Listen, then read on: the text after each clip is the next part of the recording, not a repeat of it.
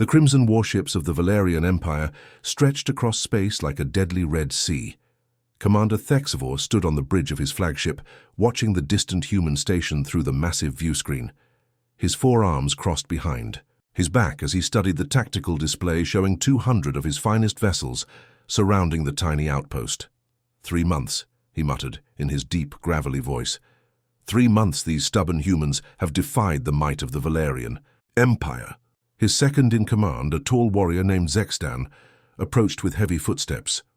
"Commander, our scouts report their shields are nearly depleted. Their weapons have fallen silent in several sectors. The humans are finished." Thexavor's yellow eyes gleamed with satisfaction. Kepler Station had been humanity's last foothold in the Outer Rim territories. Once it fell, the entire sector would belong to the Valerian Empire. No more human colonies, no more human trade routes, no more human resistance. Inside the battered station, alarms blared constantly. Emergency lighting cast eerie shadows through the corridors as Station Commander Li Hyun moved quickly toward the main control center. His uniform was torn and stained from weeks of constant battle. Dark circles under his eyes showed the strain of commanding humanity's final stand. "Status report," he called out as he entered the command center. Lieutenant Kim Nari looked up from her console, her face pale but determined. "Shields are down to 12%, sir. We've lost 3 more weapon batteries in the last hour. The Valerians are positioning their assault ships for the final attack." Li Hyun studied the holographic display showing the enemy fleet. So many ships, so many weapons pointed at their small station. He thought of the 5,000 civilians sheltering in the lower levels, families with children. Scientists and engineers who had built their lives in this remote corner of space. "How long until shield failure?" he asked quietly. 2 hours, maybe 3 if we reroute power from life support, replied Chief Engineer Yu Bin from across the room. His hands moved frantically over repair diagnostics.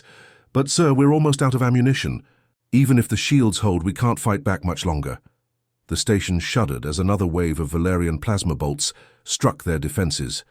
Sparks flew from damaged consoles, and the lights flickered ominously. Young Ensign Park June suddenly straightened at his sensor station. "Sir, I'm detecting something strange on long-range scanners." "What is it, Ensign?" Li Hyun asked, hoping it wasn't another enemy reinforcement fleet. "A single ship approaching our position. The signature reads as human, but—" Park June frowned. Had his readings?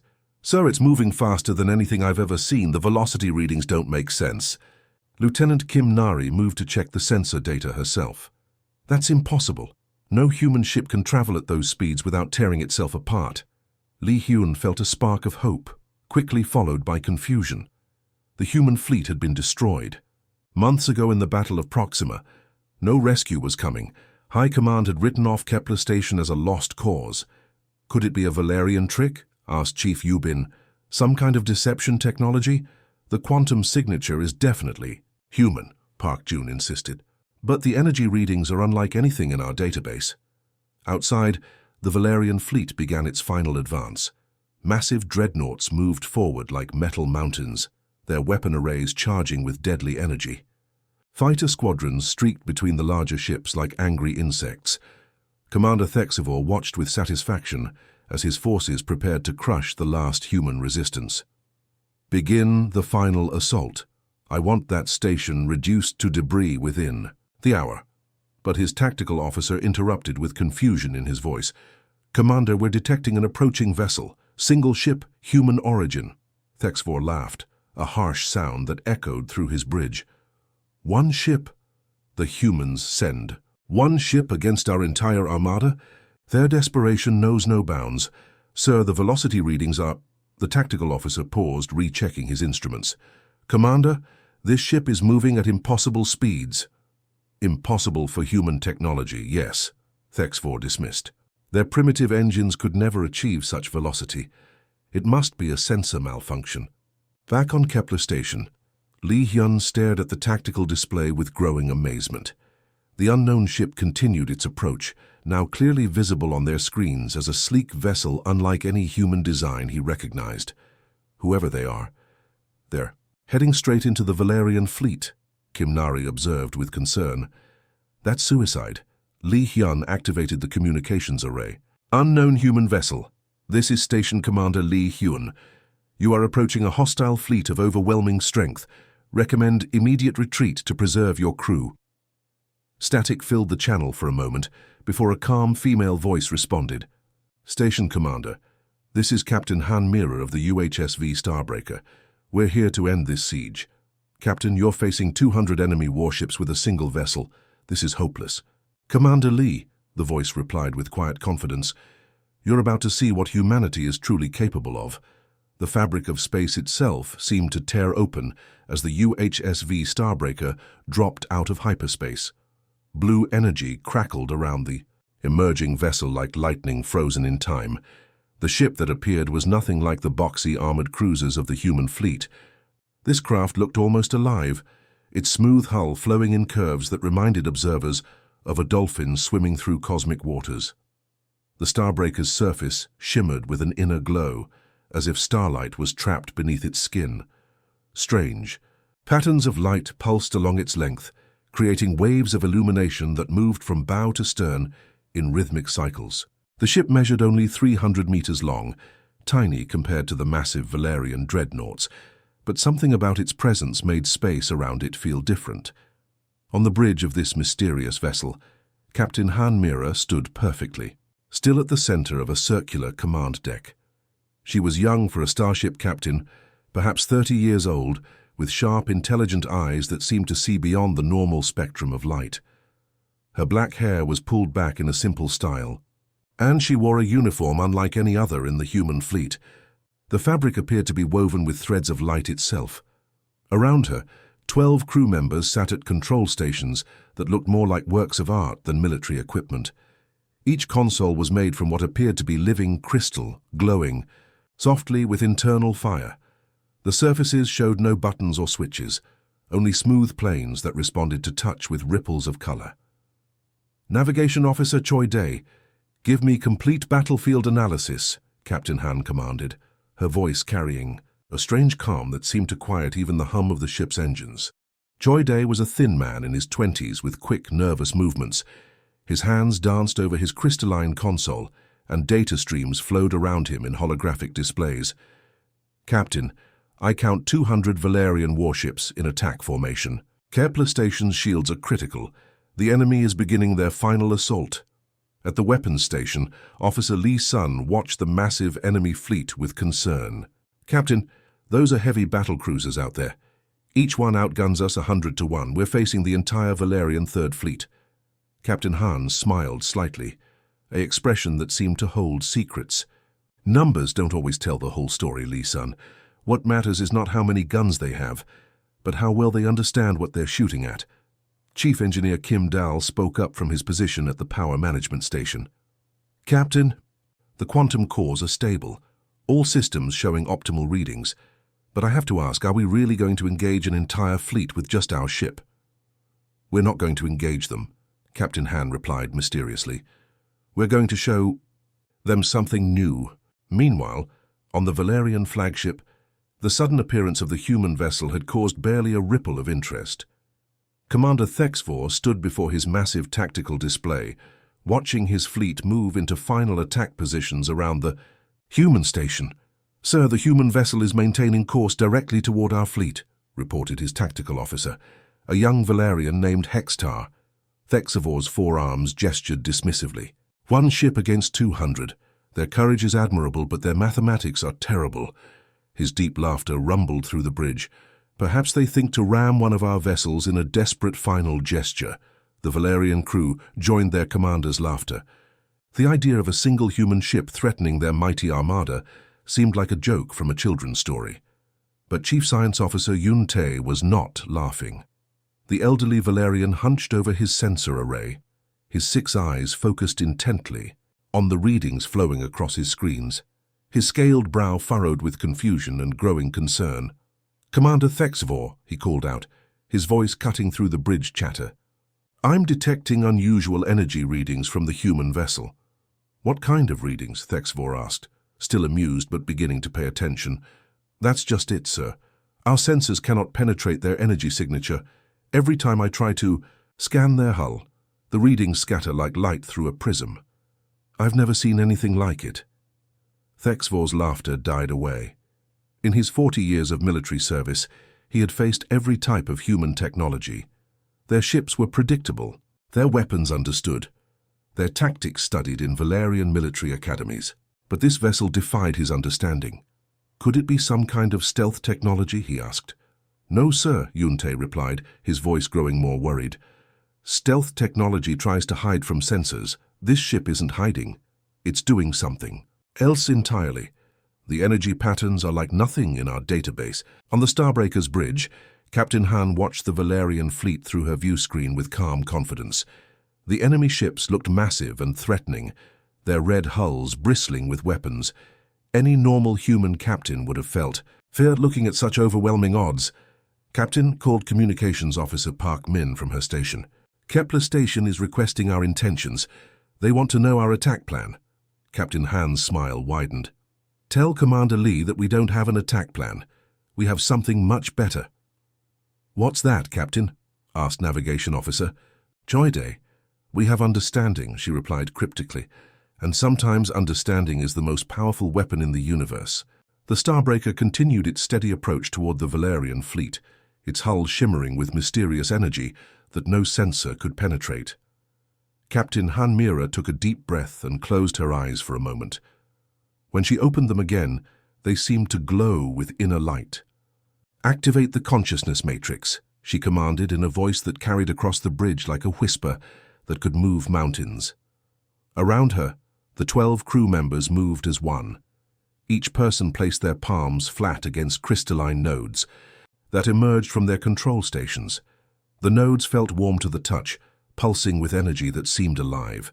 As soon as their skin made contact, waves of blue light began flowing through transparent tubes that connected every station on the bridge. Navigator Choi Day gasped as the neural interface activated. It felt like diving into an ocean of pure thought. Suddenly he could sense the position of every star, every planet, every ship within 100 light years. The boundaries of his individual mind began to blur and expand, neural pathways establishing. Connection, reported Engineering Chief O Jin, though his voice sounded strange, as if it came from very far away.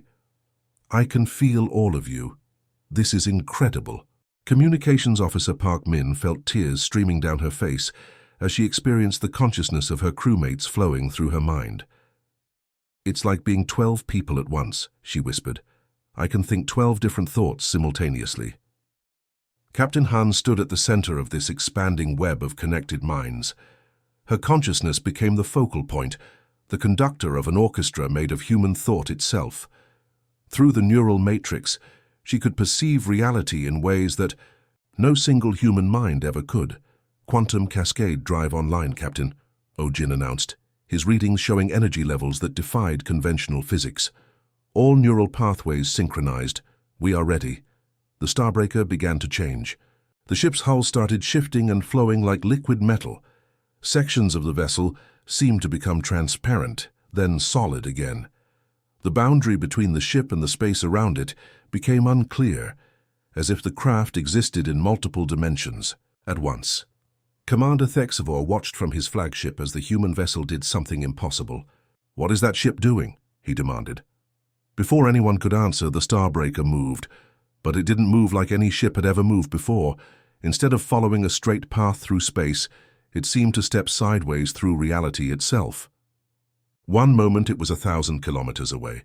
The next it appeared directly in front of a Valerian cruiser. All weapons fire on that vessel, Thexvor roared. 100 plasma cannons unleashed their fury at the strange human ship. Bolts of superheated energy that could melt through the strongest armor streaked through space. But when the plasma reached the Starbreaker, something extraordinary happened. The energy bolts passed right through the ship as if it wasn't there. Impossible, gasped the Valerian weapons officer. Our shots are hitting empty space. But the Starbreaker was there. Weapons Officer Song Min, her consciousness expanded through.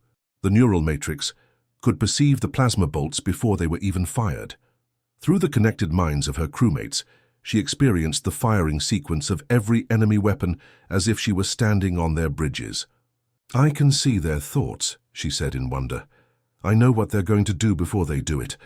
The Starbreaker twisted through space like a dancer avoiding raindrops. Missiles launched from dozens of Valerian ships, but the human vessel seemed to exist in the spaces between their flight paths. It moved through dimensions that the enemy weapons couldn't reach. Captain Han felt the consciousness matrix reach full power. Through the linked minds of her crew, she could perceive multiple quantum realities simultaneously. In one reality, their ship was destroyed. In another, they fled in terror. But in a third possibility, they achieved something that would change the course of the war. Choosing Probability Stream 7, she announced calmly. The Starbreaker suddenly existed in 3 places at once. Song Min watched her targeting systems lock onto 3 different Valerian cruisers, while her ship occupied multiple positions in space simultaneously. Through the neural matrix, she could process the firing solutions for all 3 targets, while her individual mind maintained perfect awareness of each attack. Firing quantum torpedoes, she reported. 3 beams of pure energy emerged from the Starbreaker, each one traveling through a different layer of space-time. The torpedoes moved through dimensions that conventional shields couldn't block, striking their targets with precision that seemed to come from the future itself. Commander Thexivore stared in horror as 3 of his heavy cruisers simply stopped working. Their engines died, their weapons powered down, their lights went out. The massive warships drifted in space like dead metal giants. "Status report," he demanded. "What happened to those ships?" "Sir, they're not destroyed," his tactical officer reported with confusion. "They're just turned off. All their systems have shut down simultaneously." "That's impossible. Ships don't just turn off." Chief Science Officer Yun Tai studied his readings with growing amazement and terror. "Commander, I think I understand what's happening. That human ship isn't using conventional technology. They're manipulating quantum states directly." "What does that mean?" Thexivore snarled. "It means they're not fighting us with weapons, sir. They're fighting us with reality itself." On the Starbreaker's bridge, the crew remained connected through the consciousness matrix, their minds working as one vast intelligence. Through their linked thoughts, they could perceive the fear spreading through the Valerian fleet. "They're beginning to understand," Captain Han observed. But understanding comes too late. The battle had only just begun, but already the rules of warfare had changed forever. Captain Hanmira felt the consciousness matrix pulse around her, like a living heart. Through the neural network connecting her crew, she could perceive reality on levels that individual human minds had never reached before. The quantum fabric of space itself lay open before her, expanded awareness like a vast ocean of possibility. "Fire, the quantum disruptor," she whispered, her voice carrying the weight of 12 connected minds speaking as one. At the tactical station, Officer Kang Su felt the captain's command flow through his consciousness like electricity through water. His hands moved over the crystalline controls, but he wasn't really controlling the weapon anymore. The weapon was an extension of their collective will, guided by thoughts that existed beyond normal space and time. The Starbreaker's hull opened with fluid grace, revealing a launcher unlike anything in human military archives. Instead of a metal tube, it appeared to be made of crystallized light itself, pulsing with energy that seemed to bend space around it. A single torpedo emerged from the launcher, but calling it a torpedo hardly did justice to what it truly was. The projectile glowed with colors that had no names, shifting through spectrums of light that existed only in higher dimensions. As it moved through space, reality seemed to ripple around it, like water disturbed by a falling stone. Commander Thexivore watched the approaching weapon with growing unease. Shields to maximum power, all-point defense systems target that torpedo. Hundreds of defensive lasers and particle beams lanced out from the Valerian flagship, creating a deadly web of energy designed to intercept incoming threats. But when the beams touched the quantum torpedo, something impossible happened. The weapon simply passed through the defensive fire as if the energy barriers existed in a completely different universe. "The torpedo is ignoring our shields," shouted the Valerian tactical officer in panic. "It's moving through our defenses like they're not even there." Chief Science Officer Yun Tai stared at his instruments with wide eyes. "Commander, That weapon isn't traveling through normal space. It's moving through quantum dimensions that our technology can't interact with. The quantum torpedo struck the flagship's hull, but there was no explosion, no flash of light or debris scattered into space. Instead, something far more terrifying occurred. The weapon merged with the ship's molecular structure and began rewriting its quantum signature from the inside out. At first, nothing seemed to happen. Then the flagship's hull began to shimmer with the same strange energy as the torpedo. Waves of distortion spread across the massive vessel's surface like ripples in a pond. The ship's quantum identity was being fundamentally altered at the subatomic level. "What's happening to our ship?" Thexvor demanded. The answer came from his own tactical computers. Alarms began blaring as the flagship's identification systems suddenly registered their own vessel as an enemy target. The ship's targeting computers, designed to distinguish friend from foe, could no longer recognize their own quantum signature. "Sir, our weapons systems are locking onto our own ship," the weapons officer reported in terror. "The computers think we're a hostile vessel," but the effect didn't stop there. The quantum cascade began spreading to nearby ships through their communication links and sensor networks. Like a virus made of pure mathematics, the altered quantum signature jumped from the flagship to the next closest Valerian vessel. Within seconds, the second ship's computers also began registering friendly vessels as enemies. Its targeting systems swiveled toward Allied ships and opened fire. Plasma bolts intended for the human intruder instead struck a neighboring cruiser. "What are you doing?" screamed the captain of the struck vessel over the communication channel. "We're on the same side." But his protests meant nothing to computers that could no longer recognize the quantum signatures of their own fleet. His ship's systems also became infected with the cascade effect, and within moments, he too was firing on former allies. The quantum cascade spread through the Valerian fleet like wildfire through dry grass. Ship after ship fell victim to the altered reality, their own technology turning against them. The mighty armada that had dominated space around Kepler Station began tearing itself apart in an orgy of confused violence. Commander Thexvor watched, in absolute horror, as his carefully organized battle formation dissolved into chaos. His own flagship was firing on ships under his direct command, while those same vessels returned fire in self-defense. 2 centuries of Valerian military doctrine crumbled in the face of weaponized quantum mechanics. "Override all targeting systems," he roared. "Manual control only."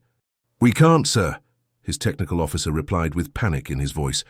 "The quantum effect has infected our core systems. The computers won't accept manual overrides. They're convinced we're enemy vessels." On Kepler Station, Commander Lee Hyun watched the battle through his sensors with amazement. The massive Valerian fleet was destroying itself, while the mysterious human ship remained completely untouched by the chaos. "How is this possible?" Lieutenant Kim Nari asked in wonder. "Why, aren't we affected by whatever's happening to them?" The answer lay in the fundamental difference between human and Valerian technology. The alien ships relied heavily on networked computer systems that shared data through quantum communication links. When the cascade effect infected one ship, it could spread through these connections to the entire fleet. But human technology, especially the experimental systems aboard the Starbreaker, operated on completely different quantum frequencies. The consciousness matrix that powered their ship existed in dimensions that Valerian computers couldn't even detect, much less be infected by.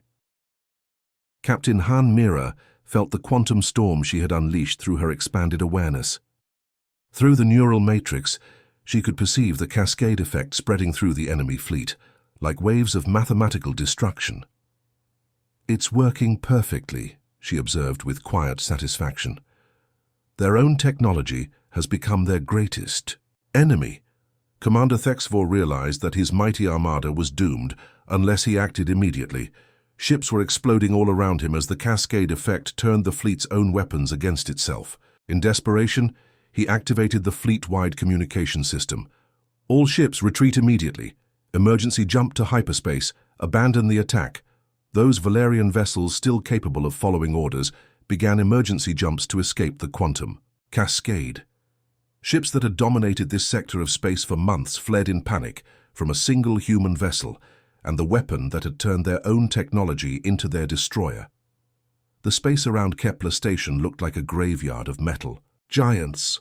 Valerian warships drifted powerless in the darkness, their hulls dark and lifeless.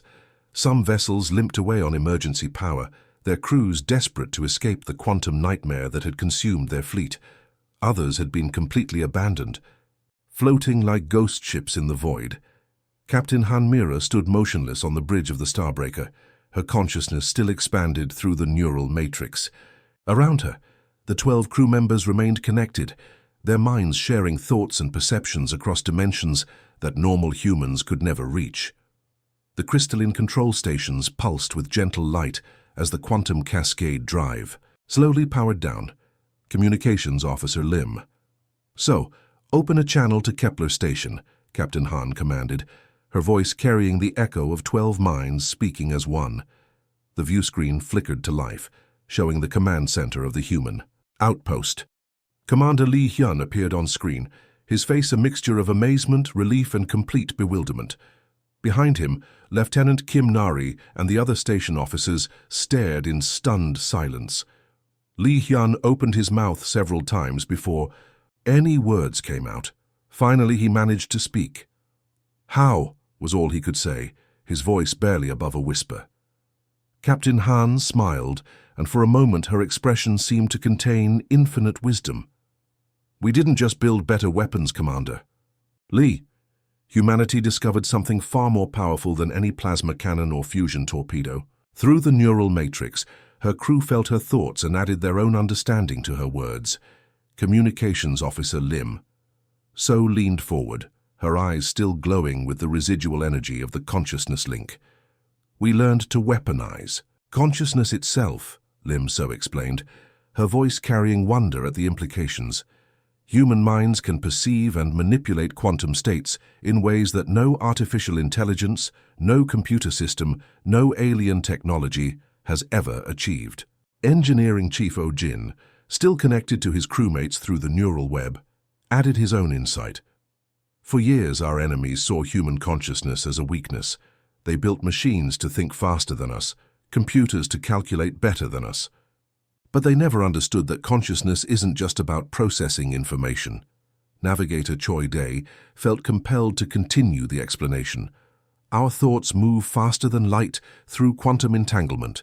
When our minds link together, like this, we don't just predict what might happen in battle. We experience all possible futures simultaneously," Captain Han continued, "and we choose the one where humanity wins." Commander Lee Hyun stared at the screen in amazement.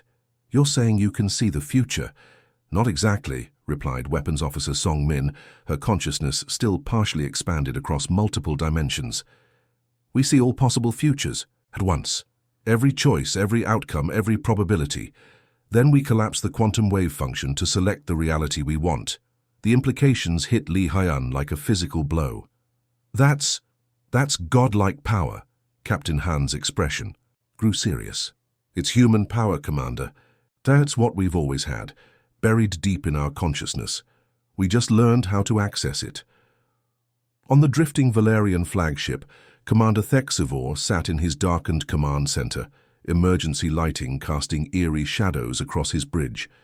His ship's systems were slowly coming back online as the quantum cascade effect finally began to fade. "Status report," he demanded weakly. His surviving crew moved like beings in a nightmare. Chief Science Officer Yoon Tae approached with data tablets, his hands shaking. "Commander, we've lost 60% of the fleet. Not destroyed, but changed. Their quantum signatures are so altered that our technology can't recognize them as Valerian vessels anymore.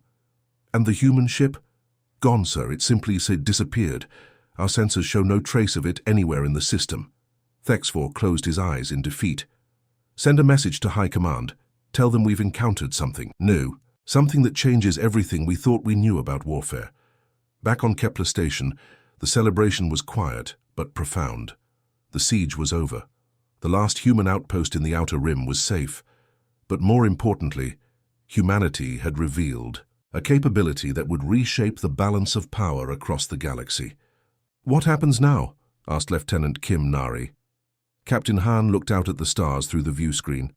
Now we return to Earth and share what we've learned. This isn't just about one experimental ship or one specially trained crew. Every human being carries this potential within their consciousness. You mean anyone can learn to do what you do? Commander Lee asked. With the right training and technology, yes, Captain Han confirmed. The neural interface amplifies natural human consciousness, but the real power was always there, waiting to be unlocked. Communications Officer Lim So added, we're not just talking about military applications.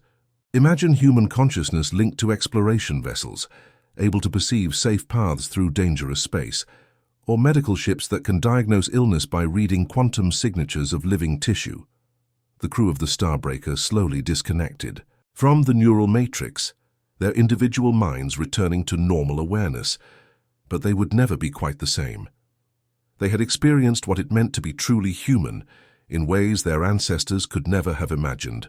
The Valerians will spread word of this throughout their empire, Engineering Chief Ojin observed. Every alien species will know that humanity has evolved beyond their understanding. Captain Han nodded. Good. Let them know. Let the entire galaxy understand that human consciousness is not a limitation to be overcome, but a power to be feared and respected. She turned to face the view screen one final time.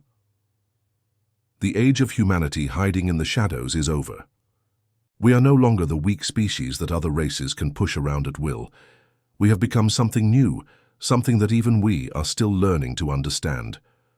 As the Starbreaker prepared to depart Kepler Station, carrying news of humanity's transformation back to Earth, the crew knew they had witnessed the dawn of a new era.